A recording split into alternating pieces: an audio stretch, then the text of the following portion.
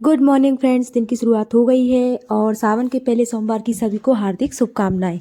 आज है हमारा IBPS PO pre and mains की तैयारी का day 28 out of 60 and date है आज 14 जुलाई 2025। टाइम ऑलमोस्ट अभी 9 साढ़े 9 बज रहे होंगे। आज मैं थोड़ा लेट हूँ क्योंकि साफ़ सफाई करके और नहाई नुई करके पहले मंदिर जाना था। बट मतलब अभी थोड़ी सी देर मैंने सोचा कि पहले आधे एक घंटे पढ़ लेती हूँ, उसके बाद जाएंगे। तो फर्स्ट ऑफ ऑल मैं बैठ जाती हूँ कैलकुलेशन करने के लिए, टेबल को अरेंज करके बढ़िया से टेबल की साफ़ सफाई करके और मैं कैलकुलेशन करने बैठ जाती हूँ। आज मैं मॉक नहीं लगाऊंगी क्योंकि मॉक लगाने का जो मेरा टाइम था वो निकल गया था।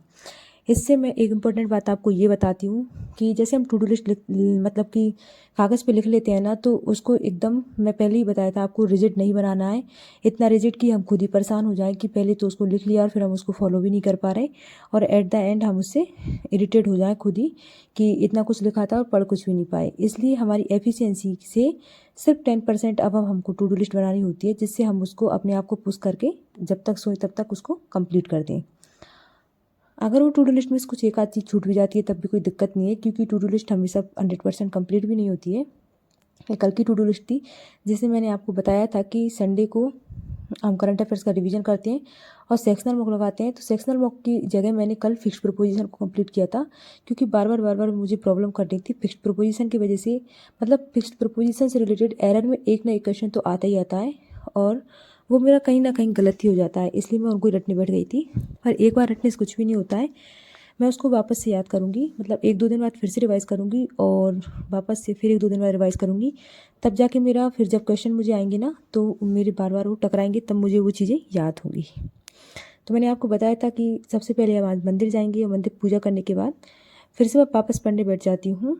और जब मैं मंदिर गई थी उससे पहले मैं एडिटोरियल को सेल्फ रीड करके गई थी और 15-20 मिनट कैलकुलेशन करके गई थी। और उसके बाद मैं आकर बैठ जाती हूँ सर की जो वीडियो क्लास होती है अनुभव सर की, उसे करने के लिए। और आज इम्पोर्टेंट बात यह है कि मैं अभिजीत सर से वीडियो फॉलो करती हूँ उनके करंट अफेयर्स की। बट आज करंट अफेयर्स का सर ने वीडियो नहीं डाला है, पता नहीं क्यों। तो सर के आज PDF से ही पढ़ना पड़ेगा हमें। जो करंट अफेयर्स है वो उन्होंने आज वीडियो अपलोड नहीं किया है। आज के लिए इम्पोर्टेंट बात ये थी दोस्तों कि मतलब मैं ये बता रही थी कि जैसे कोई भी रिपीटर होंगे, अगर वो मेरी वीडियो देख रहे होंगे तो वो रिलेट कर पाएंगे कि कभी मतलब किसी न किसी कारणवश हम जो एग्ज़ाम का फाइनल स्टेज जो होती है उस तक पहुंच तो जाते हैं, लेकिन क्वालिफाई नहीं हो पाते हैं, फाइनल सिलेक्शन नहीं ले पाते हैं।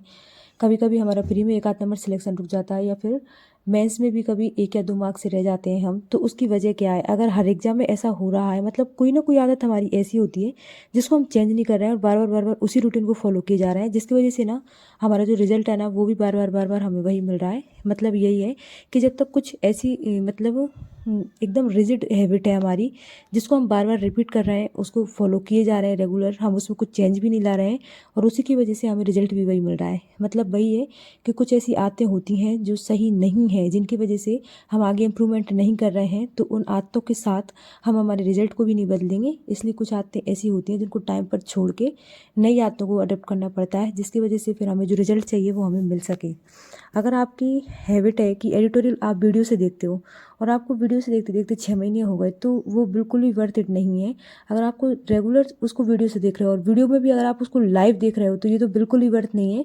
आप 1.5 घंटे मतलब टाइम वेस्ट ही कर रहे हो उसका। इसलिए मैं वही बता रही हूँ कि कुछ ना कुछ हैबिट ऐसी होती हैं जो टाइम के साथ चेंज करनी पड़ती हैं और ज़रूरत भी होती है। तो 6-7 महीने अगर हो गए तो कोई बात नहीं, अभी तक जैसे देख लिया कोई दिक्कत नहीं है। लेकिन 6-7 महीने का मतलब ये है, मंथ का मतलब कि ऑलमोस्ट 60-70% वोकैब रिवाइज होने लग गई होगी द हिंदू की। तो फिर आप छोड़ दीजिए उसको, या फिर आपको वीडियो देखना है तो फिर आप पहले से एडिटोरियल को सेल्फ रीड कीजिए। उसके बाद आप 2x पर देख सकते हैं, जिसमें आपको उसका आइडिया हो जाएगा कि हाँ आपने जो समझा था एडिटोरियल उसका मतलब भी वही निकला है क्या।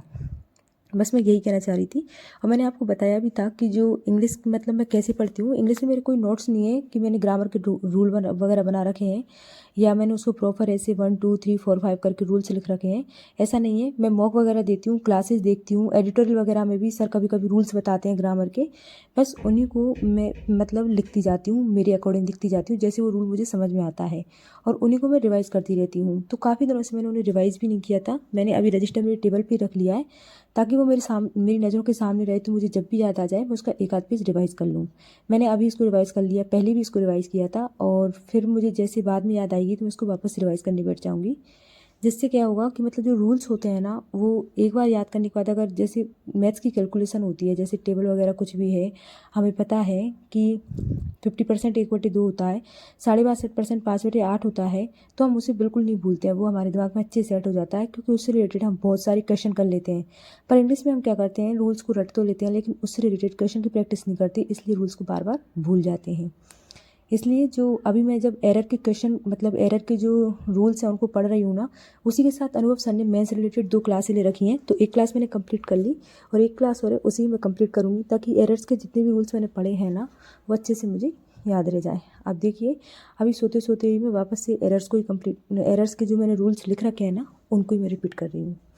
मेरे एक सब्सक्राइबर ने मुझसे पूछा था कि अर्थमेटिक के मैं नोट्स बनाती हूँ क्या, वो नोट्स शेयर करूँ, तो मैं बता दूँ आपको इन डिटेल कि मैंने जब से स्टार्टिंग की है तो मैंने क्वांट को कौशिक मोती सर से पढ़ा है। पहले मैंने उनको यूट्यूब वीडियो पढ़े थे, तो यूट्यूब पे सर ने 1 शॉट 1 चैप्टर करा रखा है, जिसमें जैसे परसेंटेज है तो एक शॉट में करा रखा है उन्होंने, 4-5 घंटे की वीडियो है।